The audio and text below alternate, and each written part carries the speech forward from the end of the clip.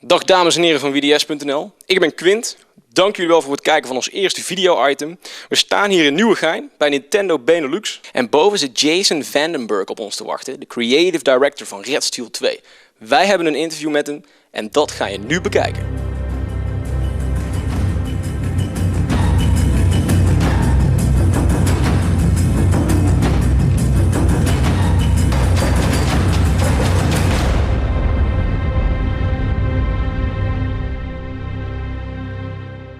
Okay, well, thank you very much for joining us today, Jason. My pleasure. We got a few questions for you. First off, to start off this interview, could you tell the Wii-DS.nl visitors a brief summary about Red Steel 2? Sure. Go ahead. It would be my pleasure. Hello. Look at the eye, look at the eye. I know, yeah. I got an evil eye going, arr, matey, shiver me timber. Picked a great day to have a demonstration on video, didn't I? No. So, Red Steel 2 is a first-person sword fighting game where you also have guns. Awesome. And it's a Wii Motion Plus exclusive. For the first time, you will believe that your Wiimote is a sword. That's my prediction. We'll see if it's true. You'll have to tell me. If it's true. Okay. Okay, and why isn't there a multiplayer in the game? Because it's basically a single-player game. It is completely a single-player game, yes. It's exactly. thoroughly a single-player game, yes. You might even say it's a single-player-only game. Yeah, yes. Exactly.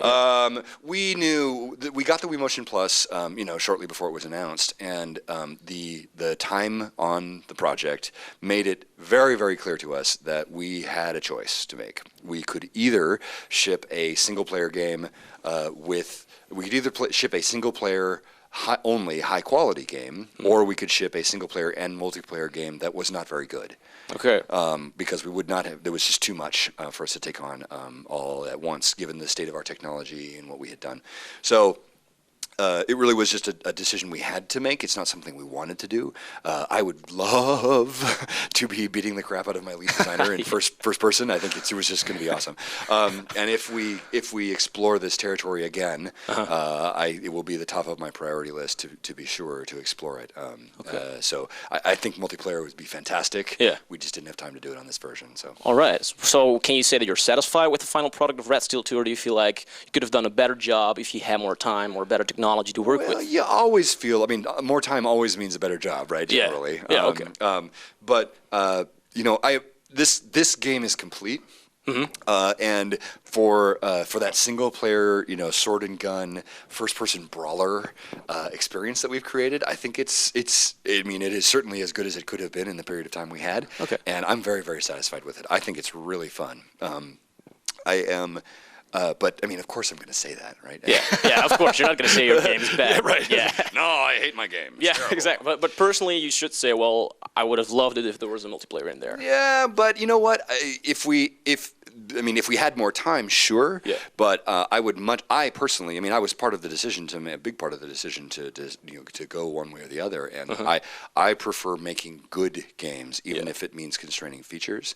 And I know that that's not going to make everyone happy, but I've never regretted shipping a good game. I have regretted shipping a bad game with a lot of features in it. Okay. So an example? X-Men 3, the movie game. Okay. Yeah, I know about that one. I know about that. Yeah. Okay. Up to not the to badmouth my team, because they did a great job. Yeah, I'm sure. We did not have enough time on that one. Okay. Well, next question. As a creative director of one of the major third-party Wii releases of this year. No pressure. No pressure. A lot of people look up to you. Okay. Especially people that study game design or programming and stuff like that. Don't. It's a mistake. It's a bad idea. Yeah, well, they just do because, creative director, that's awesome. We want to be there. We want to make a lot of money making games, that kind of stuff. So could you tell us a little bit, how did you get your first job in the business? How does it go? What's the process? And how did you end up being the creative director of Red Steel 2?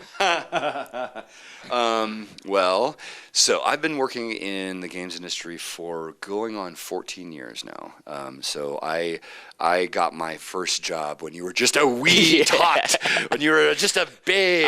I was already playing on my Game Boy back then, though. Awesome. Awesome. Yeah, Pokemon. Yeah. No, Pokemon wasn't out yet. Oh, really? Yeah. Later.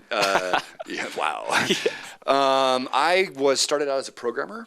I learned to program from my dad, and uncle happened to be friends with someone who was running an independent studio in Seattle called Hyperbole Studios.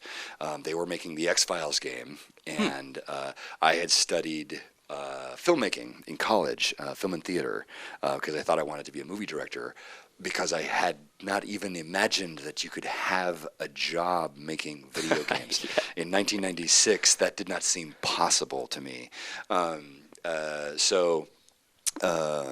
But when I did find out about this, I interviewed with them, and they, out of pity, I think they gave me a job as a programmer on the X-Files game, the last great full motion video adventure game, point-and-click adventure game, and the rest was just sticking with it. Got a gig at EA working on Bond, and sort of rolled through.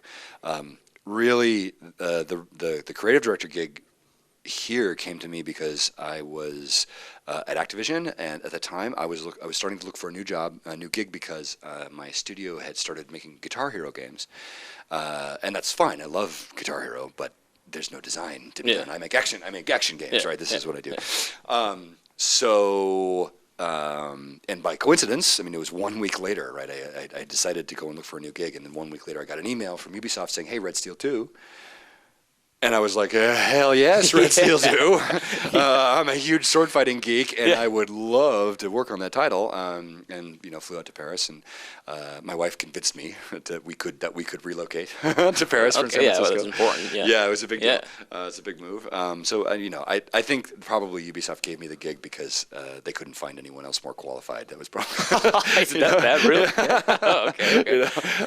I don't know. I've been making movie games for a long time. I have a lot of experience with tough projects, and Red Steel 2 needed someone who could sort of stand in between the team and all the feedback they were getting.